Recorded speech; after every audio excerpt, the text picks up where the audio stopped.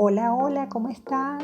Yo soy Tamara Ramírez con Living by South Florida y hoy voy a hacer un recorrido en otro hermoso modelo ya decorado aquí en Horizon West, en la comunidad de Water Lake.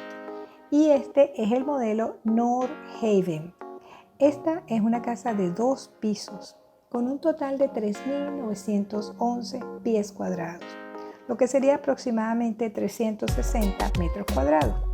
Esta propiedad cuenta con 5 habitaciones y además de un espacio flexible, 3 baños y medio y un garaje para 3 carros.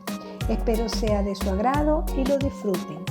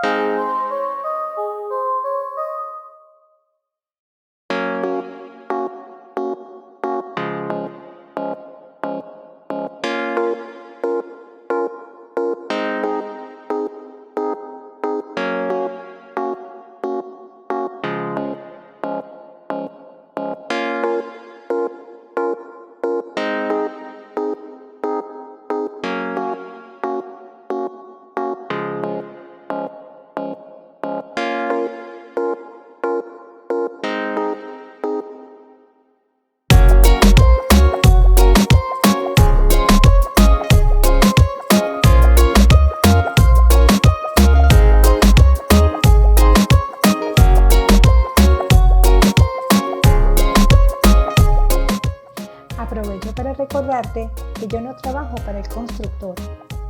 Yo espero poder asistirte, asesorarte y representarte a través del proceso de compra-venta de esta o de cualquier otra opción que podría ser de tu interés. Si deseas comunicarte conmigo porque tienes alguna duda o pregunta, puedes enviarme un correo electrónico.